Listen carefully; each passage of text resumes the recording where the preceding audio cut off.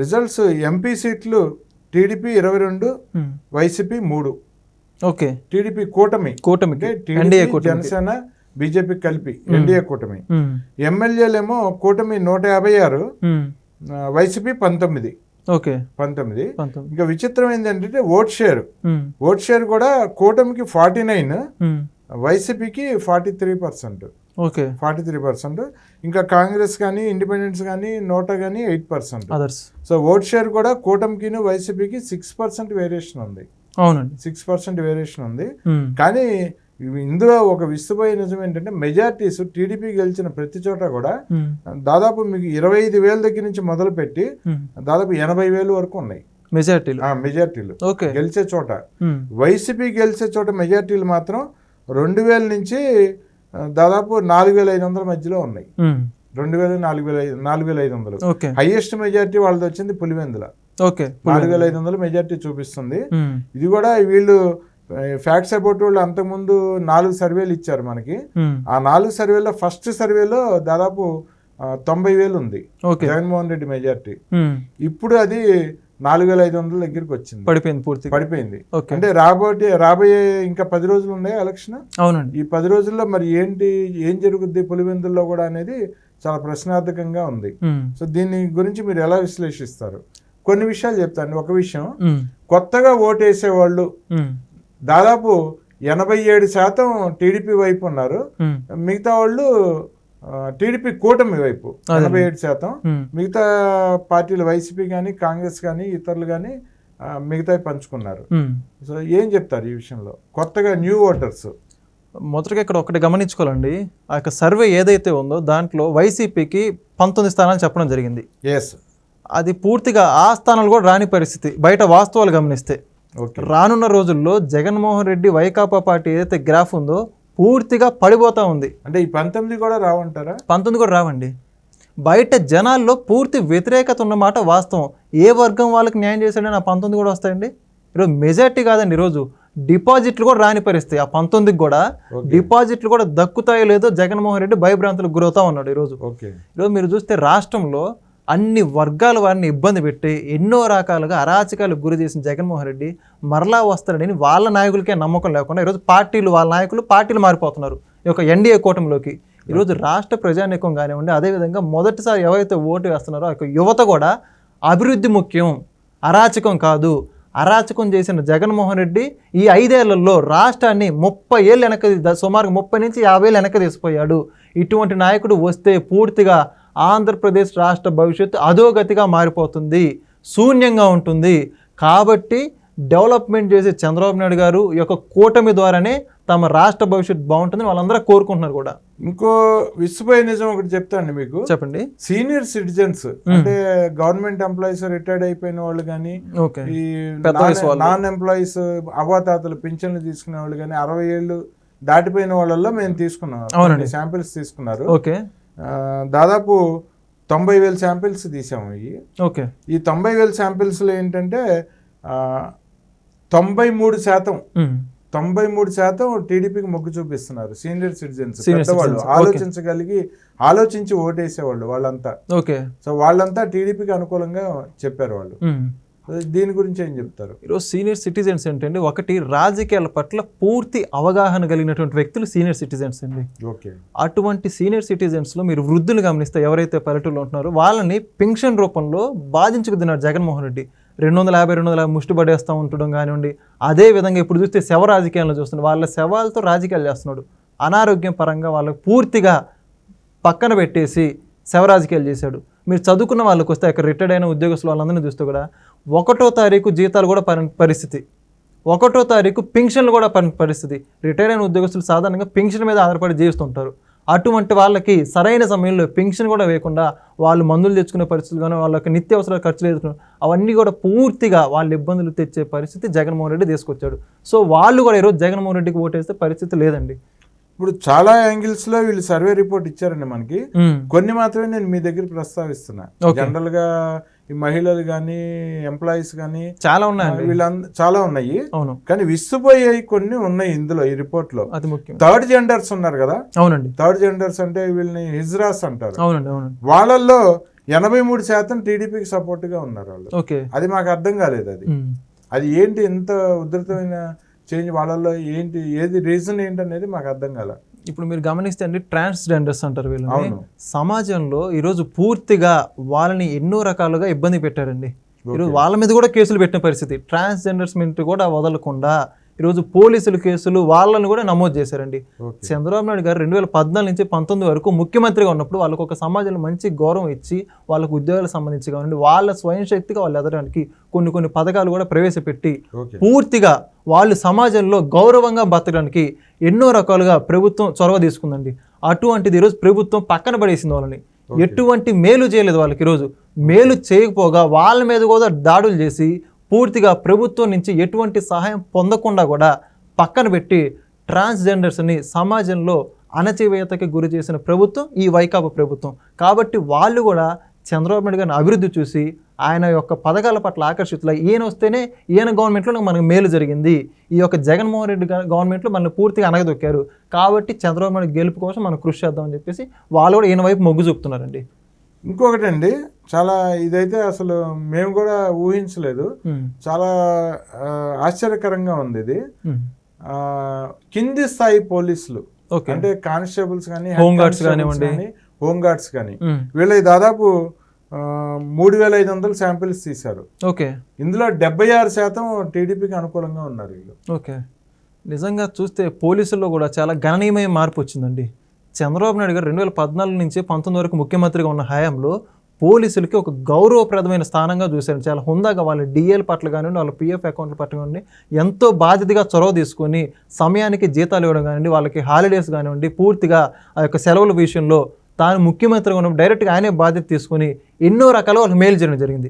అదే జగన్మోహన్ రెడ్డి ఈరోజు ముఖ్యమంత్రిగా ఉన్నప్పుడు వాళ్ళని పట్టించుకున్న పరిస్థితి లేదు. పూర్తిగా వాళ్ళని వాడుకొని ఇప్పుడు వాళ్ళకి దాదాపు 5 నుంచి 8 డిఏలు పెండింగ్ ఉన్న పరిస్థితి. ఎన్నో రకాల ఉద్యమాలు చేశారండి ఈరోజు పోలీసులు కూడా. ఏ రోజు పోలీసులు గత ప్రభుత్వంలో ఎప్పుడు కూడా రోడ్డు ఎక్కి మాట్లాడే పరిస్థితి లేదు. ఈరోజు ఎంతోమంది కానిస్టేబుల్స్ కానివ్వండి, ఈ యొక్క హోంగార్డులు కానివ్వండి, మాకు జీతాలు సక్రమానికి ఇవ్వండి, మమ్మల్ని మీరు వాడుకుంటున్నారు, అటువంటి ప్రజల యొక్క వాళ్ళని ఏదైతే రక్షించే దాంట్లో మేము ప్రముఖ పాత్ర వహించే వాళ్ళం, మీకు కూడా మీరు రక్షణ కల్పిస్తున్నాం, మీకు రక్షణ కల్పించే మాకు కూడా మీరు పక్కదారి పెడుతున్నారని చెప్పేసి ఈరోజు పూర్తిగా రోడ్డుకి ఎక్కి ధర్నాలు చేస్తున్న పరిస్థితి. ఈ యొక్క పోలీసుల్లో కూడా మార్పు వచ్చిందంటే అర్థం చేసుకోవచ్చు. జగన్మోహన్ రెడ్డి పోలీసుల్ని ప్రజల కోసం వాడుకోకుండా ఆయన స్వార్థం కోసం, ఆయన కుటుంబం కోసం వాడుకుంటున్నాడు ఈరోజు జగన్మోహన్ రెడ్డి పోలీసుల్ని. ఈరోజు పోలీసు వ్యవస్థ ఆయనకు తొత్తులుగా ఎలా పనిచేస్తున్నారు, పై అధికారులు ఏ విధంగా ఉన్నప్పటికీ కింది స్థాయి పోలీసు అధికారులు ఎవరైతే ఉన్నారో యొక్క కానిస్టేబుల్స్, హోంగార్డ్స్ పూర్తిగా ఎన్నో రకాలుగా అణచివేతకు గురయ్యారండి. పై అధికారులు చెప్పినటువంటి ఆ యొక్క చట్టాలకు అతీతంగా పనులు చేయలేక ఎంతో కొంతమంది అయితే మీరు గమనిస్తే ఆత్మహత్య కూడా చేసుకున్నారండి ఈ యొక్క పై అధికారుల వేధింపులు తట్టుకోలేక. సో దీన్ని బట్టి అర్థమవుతుంది పోలీసులు కూడా ఈ యొక్క జగన్మోహన్ రెడ్డి నాయకత్వాన్ని కోరుకోలేక బహిర్గతంగా చెబుతున్న పరిస్థితి. ఈరోజు జగన్మోహన్ రెడ్డి గారు ముఖ్యమంత్రిగా ఉన్న కాలంలో మేము ఎన్నో బాధలు ఎదుర్కొన్నాం, కాబట్టి చంద్రబాబు నాయుడు గారే మమ్మల్ని గౌరవంగా గుర్తించారు, ఆయన పాలనే మాకు ముఖ్యం అని చెప్పి వాళ్ళు కూడా చెబుతున్న పరిస్థితి ఈరోజు. ఇంకొకటి అండి, నేను ముందే చెప్పాను మీకు, ఏంటో వీళ్ళు చాలా డిఫరెంట్గా టిపికల్ కాన్సెప్ట్ ఇచ్చారు మనకి. ఓకే, చిన్న చిన్న వ్యాపారాలు చేసుకునే వాళ్ళు ఉంటారు కదా, ఈ మొక్కజొన్న పొత్తులు అమ్ముకునే వాళ్ళు, వీధి వ్యాపారస్తులు ఉంటారు. వీధి వ్యాపారస్తులు కాదు, ఫుట్పాత్ మీద వ్యాపారస్తులు, బనియన్లు, టీషర్ట్లు అమ్ముకునే వాళ్ళు, రోడ్ల మీద నూడిల్స్, చిన్న చిన్న ఇటువంటి వ్యాపారాలు చేసుకునే వాళ్ళు ఉన్నారు కదా, వాళ్ళలో అయితే అసలు భయంకరమైన వ్యతిరేకత కనిపించిందండి. మాకు ఇది అర్థం కాలేదు, మీరు విశ్లేషించాలి. 93% మంది వైఎస్ఆర్సీపీకి వ్యతిరేకంగా చెప్పారు వీళ్ళు. అసలు ఆ ప్రభుత్వం మాకు వద్దు, మా వ్యాపారాలని సర్వనాశనం అయిపోయినాయి అనే వెర్షన్లో వాళ్ళు ఇచ్చారు.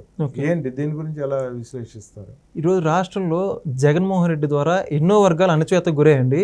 అందులో మరీ ఎక్కువగా అణచివేతకు గురైపడ్డంటే వాళ్ళు ఎవరైనా ఉండంటే ఈ యొక్క చిన్న స్థాయి వ్యాపారస్తులండి.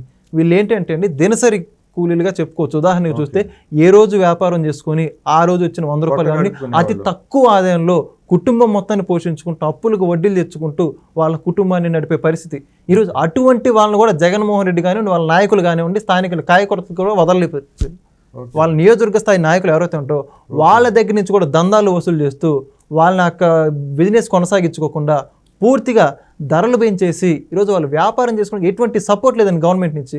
గతంలో చంద్రబాబు నాయుడు గారు యొక్క సబ్సిడీ లోన్స్ కానివ్వండి, వాళ్ళు ఏదైతే వ్యాపారాన్ని వృద్ధి చేసుకోవడానికి ఎంఎస్ఎంఈ అని చెప్పేసి ప్రోత్సాహకాలు అందించడం జరిగింది, మైక్రో స్మాల్ మీడియం ఎంటర్ప్రైజ్ అని చెప్పేసి. ఈరోజు జగన్మోహన్ రెడ్డి వచ్చాక పూర్తిగా ఆ వ్యవస్థనే పక్కకు పెట్టేశాడండి ఈరోజు. వాళ్ళ మీద కూడా తన జులుం విధిలించాడు జగన్మోహన్ రెడ్డి. ఈరోజు ఎక్కడైనా మనకు కనపడుతున్నారు ఈరోజు వాళ్ళందరూ కూడా ఈరోజు పనులు చేసుకునే పరిస్థితి. దీంట్లో పూర్తిగా నష్టపోయి ప్రభుత్వం వైపు నుంచి ఎటువంటి సహకారం అందకుండా ఎంతోమంది ఆత్మహత్యలు చేసుకున్నారు ఆ యొక్క చిన్న స్థాయి కొనసాగించుకోలేక. అటువంటి చిన్న వర్గాలను కూడా ఇబ్బంది పెట్టాడు జగన్మోహన్ రెడ్డి. వాళ్ళ పట్ల చిన్న చూపు కూడా చూడకుండా ఎటువంటి ఆర్థిక సహాయం చేయలేదు వాళ్ళకి. ఇంతమందికి లక్షలు వేసుకుంటున్నారు, లక్షలు వాళ్ళ అకౌంట్లోకి వేసాను జగన్మోహన్ రెడ్డి చెబుతున్నాడే, వాళ్ళ అకౌంట్లో ₹1 కూడా పడిన పరిస్థితి లేదు. దానికి జగన్మోహన్ రెడ్డి ఏం సమానం చూస్తాడు? దాని మీద వాళ్ళందరూ కూడా ఒక్కటై ఏకతాటి మీదకి వచ్చి జగన్మోహన్ రెడ్డి పరిపాలన ద్వారా మాకు జరిగింది శూన్యం. ఇప్పుడు ఓకే అండి, మీరు చెప్పింది ఈ రకంగా చూస్తే మీరు ఒక వర్షంలో ఇది ఓకే అనిపిస్తుంది. వీధి వ్యాపారులు, చిన్న చిన్న వ్యాపారాలు చేసుకునేవాళ్ళు.